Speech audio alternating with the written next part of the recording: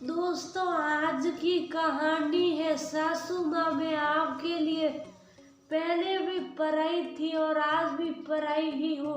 दोस्तों, कहानी शुरू करने से पहले अगर आपने चैनल को सब्सक्राइब नहीं किया हो तो कर लीजिए ताकि आपके पास पहुंच सके हर नया वीडियो। रचना जल्दी जल्दी हाथ चला रसोई में काम निपटा रही थी, मन में ये सोचते हुए कि जब तक बच्ची सो रही है तब तक रसोई के काम जल्दी से निपटा कर उसके सारे गंदे कपड़े धो लूंगी। पिछले 2 दिन से उसे सर्दी जुकाम तो था ही, कल रात वॉमिटिंग भी बहुत हुआ जिससे गंदे कपड़े बहुत जमा हो गए थे। ये सोच रही थी कि तभी 3 महीने की बच्ची जोर से रोते हुए उठ गई। जब तक वो हाथ धोकर बच्ची को उठाती उससे पहले ही ननद ने जाकर ले लिया ताकि रसोई में जाने से बच सके, परंतु रचना फिर भी गई कि लाइए दीजिए, भूख लगी होगी, मैं दूध पिला देती हूँ, खाना बन गया है, आप जाइए, बस मम्मी को खाना निकाल कर दे दीजिए। सुनकर ननद ने मुंह बनाते हुए कहा, मैं कुछ देर संभालती हूँ, आप मम्मी पापा को खाना देकर आइए और रसोई के काम भी निपटा लीजिए। वह कुछ बोलते उससे पहले ही सास ने कहा, अरे वह बच्ची को संभाल रही है ना, तब तक तुम किचन का काम समेट लो, कितनी भूख लग गई होगी, थोड़ा भूख बर्दाश्त होना चाहिए बच्चे को। रचना मन महसूस कर चली गई, लेकिन तब तक बच्ची ने पोटी कर लिया। तब ननद ने बच्ची को भाभी के गोद में देकर मम्मी पापा के लिए खाना भी निकालने गई। सासू माँ खाना खाकर उठी कि उनकी 2-3 सहेलियां उनसे मिलने आ गई। सासू माँ अभी 1 सप्ताह पहले ही हॉस्पिटल से डिस्चार्ज होकर आई है, इसलिए रिश्तेदारों के साथ पड़ोसियों और सहेलियों का भी आना जाना लगा रहता है। तब राधिका, अब तबीयत कैसी है, डॉक्टर ने क्या कहा? हम लोगों ने सोचा कि हॉस्पिटल जाओ तुमसे मिलने, फिर सोचा कि घर आ जाएगी तभी अच्छे से मिलकर बात भी कर लेंगे, इसलिए नहीं गए। सहेलियों ने कहा, अरे कोई बात नहीं, अभी बात ही कर ही रही थी कि तब तक ननद ने सासू माँ को दवाई निकाल कर दी। ये देखते ही सहेलियों ने तुरंत पूछ लिया, तब बहू ख्याल रखती है कि नहीं, सेवा करती है, समय पर खाना दवा पानी देती है ना? जिसे सुनकर राधिका जी ने तुरंत आंखों में आंसू भरकर मुंह बिस्काते हुए कहा, नहीं, बिल्कुल नहीं, कोई ख्याल नहीं रखती है,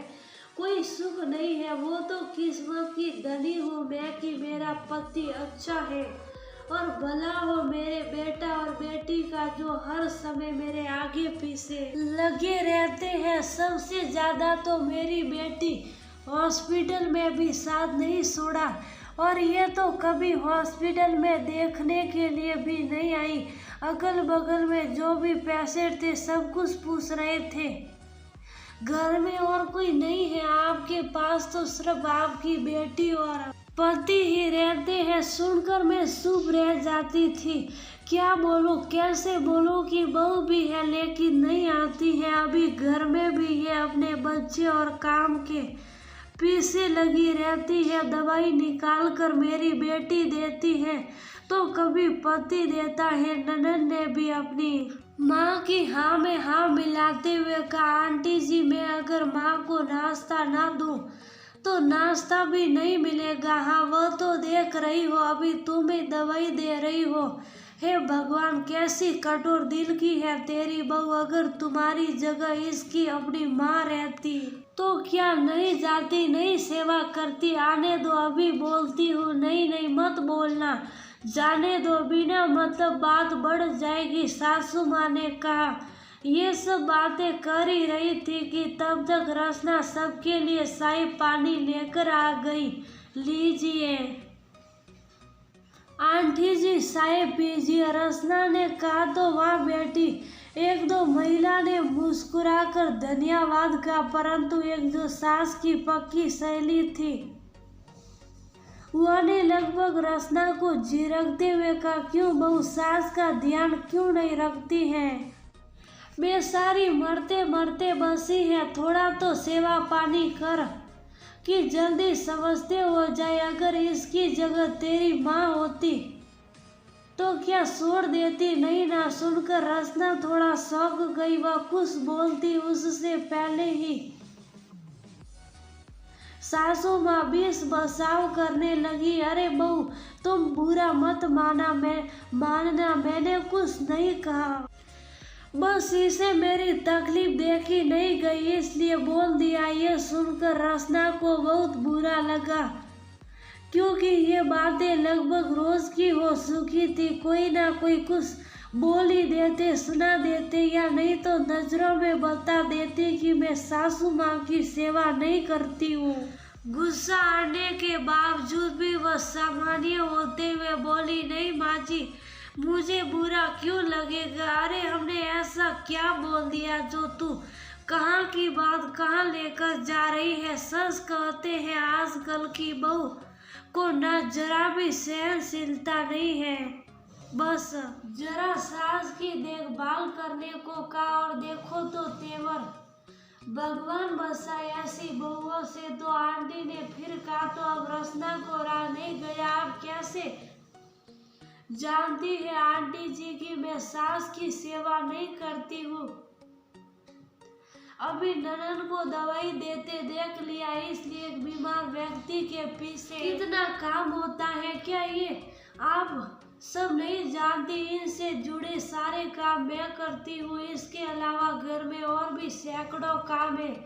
मेरे दो बच्चे भी हैं जो मुझे ही देखने हैं, कोई हाथ नहीं बटाता है, इस सब का कोई मोल नहीं है। हाँ, नाश्ता और खाना कभी कभी मेरी ननन भी दे देती है, पर एक बार ये भी तो सोचिए कि समय पर और गरम गरम खाना बनाता कौन है? हाँ, मैं हॉस्पिटल में नहीं रुकी क्योंकि वहाँ पापा जी रुके थे, तो सबको रुकने की जरूरत नहीं थी। फिर मेरा छोटा बच्चा था तो डॉक्टर ने वैसे भी आने से मना कर दिया। लेकिन एक बार ये भी तो सोचिए कि इतना बड़ा परिवार, सारे काम, अपने दो बच्चे, फिर जो लोग गए इनका हाल चाल पूछने या जानने के लिए, उनकी सेवा सत्कार, नाश्ता पानी किसने देखा? मैंने अकेले ही देखा सब। रही बात ननन के हॉस्पिटल में रुकने की, तो वह हॉस्पिटल में रुककर भी क्या कर लिया? डॉक्टर ने घर वालों को पेशेंट के पास बैठने से मना कर दिया था। मिलने के लिए भी एक समय तय किया गया था। बाकी जो दवाइयाँ इंजेक्शन पेशेंट के लिए आता था वह नर्स खुद लाती थी। फिर पापा जी थे तो सबको वहाँ रुकने की जरूरत थी क्या? अगर मैं भी वहाँ जाती तो घर का काम कौन देखता? अच्छा, तो कौन तुम्हें बोल रहा है कि तुमने कुछ नहीं किया? सासू माँ ने कहा, कौन किया? आप ही तो रोज सबसे बोलती है मैंने अकेले इतना काम किया और करती हूँ, किसी को नजर नहीं आता। घर में सबके लिए खाना पीना के साथ हॉस्पिटल में पापा जी के लिए भी रोज खाना भेजती थी। अभी माँ के लिए अलग खाना और हमारे लिए अलग होता है। क्या उस समय परेशानी नहीं होती? समय नहीं लगता?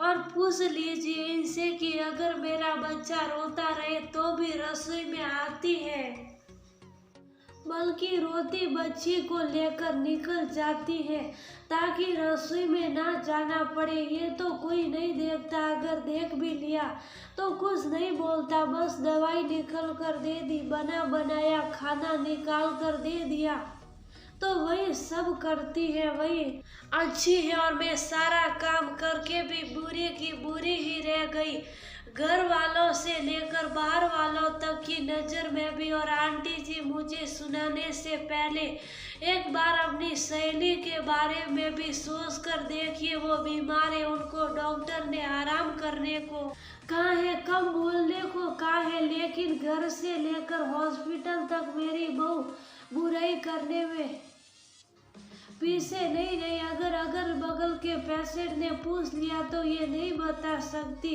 कि घर पर 2 बच्चे हैं, घर में और भी लोग हैं जिसे बहू ही संभाल रही है। रही बात इन्हें माँ मानने की, तो मैं तो जिस दिन शादी करके आई उसी दिन से माँ बोल रही हूँ और माँ मान भी रही हूँ। अपना मान लिया सबको, लेकिन इन सब ने मुझे कभी अपना नहीं माना। मैं पहले भी पराई थी और आज भी पराई ही हूँ। रचना के बोलते ही सास के साथ सभी सहेलियों की बोलती बंद हो गई। अरे क्यों इतना नाराज हो रही, इतना बोलने की क्या जरूरत है? अब तुम्हारे घर में क्या होता है हमें कैसे मालूम? हम थोड़ी ना देखने आते। वैसे तुम्हारा कहना भी सही है, बोलने की जरूरत है आंटी, ताकि सबको सच्चाई का पता चले और समझ में भी आए कि किसी की आधी अधूरी बातें सुनकर किसी की बहू बेटियों को नहीं सुनाना चाहिए, उसके बारे में बुरा ख्याल नहीं बनाना चाहिए। बोलकर रचना अपने कमरे में गई। सासू माँ भी चुप हुई और सभी सहेलियां भी अपने घर को चली।